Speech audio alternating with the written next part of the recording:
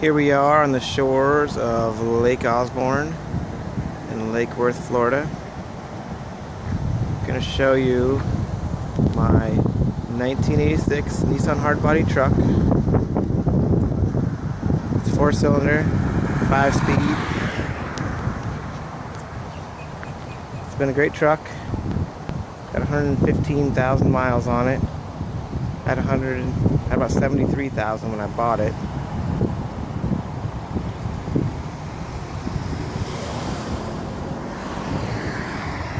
As soon as these cars pass, I'm going to do a little walk around, I hope.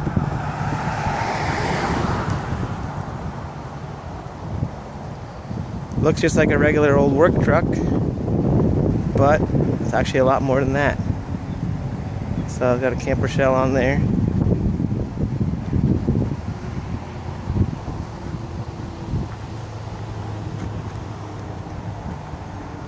Receiver hitch in the bumper. Let's take a look at the inside. Here's the inside of the truck, inside the cab. You'll see it's just a plain vinyl bench seat. I always use my windshield shades, mismatched, but they work. Going inside, just got a Alpine radio, 5-speed, rubber floor mats, crank windows. Very plain truck, base model. AC works great. Almost 115,000 miles, as you can see. This thing has taken me lots of places with no troubles. As I said earlier, I took the term camper shell literally. I'm going to show you what I mean. I have my little back door here. Open it up. And there it is. Full bed, all ready to go. Insulated the walls. Little carpet.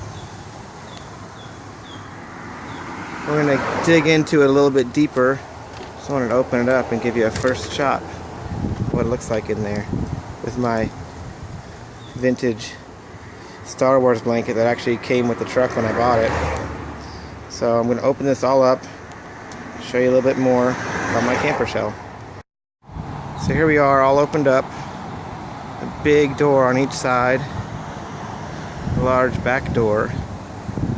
And that back door actually also hinges up like a very big opening. You can see on this side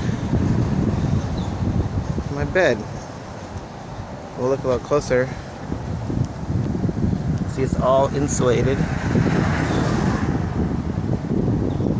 The whole entire thing for warmth, for keeping it cool, and also for noise. The camper shell was very noisy before I insulated it.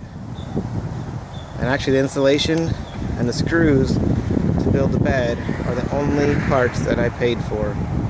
Everything else was found junk, basically. You see the wood on the bed, all found stuff just on the side of the road in people's garbage piles. A little closer, take this blanket off. Star Wars. This mattress is just a big foam stretcher pad from a morgue, actually, I believe.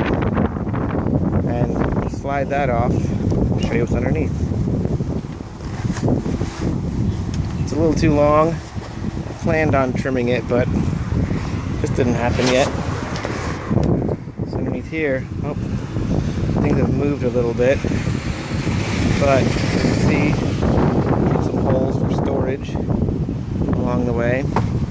This actually should be over some, like that. Nice platform bed, held in by chains, hooked to the original tow hooks inside the bed of the truck. And it's just right over the hump. You can kind of see it there, the bed liner. to give it a lower platform. Now what I'm going to do is take off this storage cover here slash bed platform and show you what's underneath there.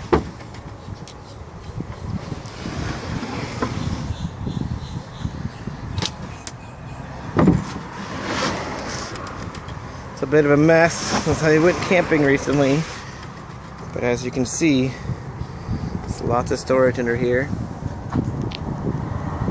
Some water bottles. These big blue bottles are water storage units. I have a portable shower. Thing is a little bit weird, but it works great. Some drinking water down there, a cooler that I didn't actually use on my last camping trip, and just some miscellaneous water bottles. As you can see, it's easy to get to the storage. Lots of room down there for basically anything I could put. And again, all made from stuff I found in the garbage.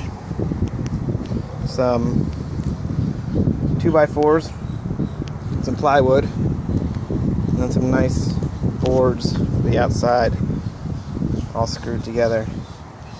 And again, I'll go with the insulation up on the roof. So put this cover back on. It's a little difficult to do holding the camera.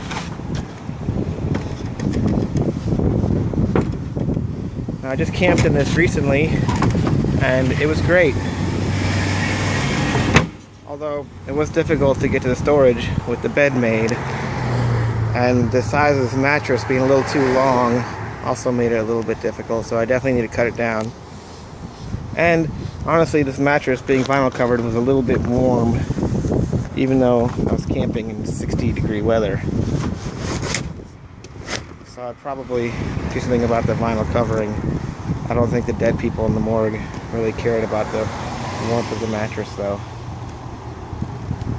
Future plans are going to be dual battery setup so I can power my electronics, phone, iPad, and I also have a 12-volt refrigerator that I think I'm going to put right up there in that front corner, and that dual battery system will power that up as well, and possibly end up being solar. I haven't decided yet.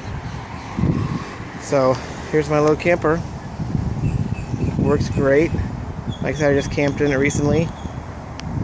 Great thing too about the camper shell on here is that there are no windows,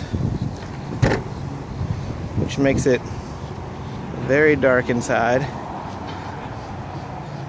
and keeps people from looking in and seeing that I'm in there.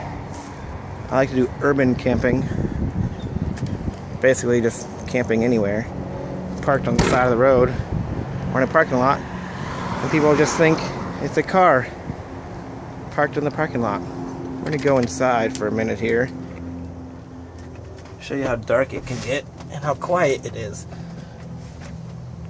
So here we are, door's about to close. The mattress is in the way a little bit, so we can move that. Okay, we're going to close this door, and there you go. It's very dark in the daylight even. So that's my little camper. Hopefully I'll make some update videos showing the progress. And also I'm thinking about getting a different truck, something with an extra cab, but this should fit on any small truck and be able to be moved quite easily because it's aluminum. Oh, and one more thing, I have kind of a large gap at the bottom of the door in the back. So what I've done is put a little foam piece there, like a foot noodle. Things you find for the pools, and close up that gap pretty nicely. So there we go. I'll close this back door.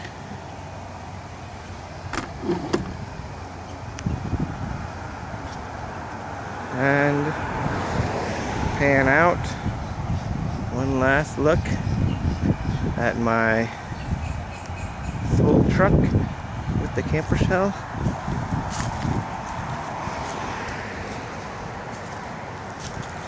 This truck actually is for sale. Just waiting for someone to come along and pay me what I want for it.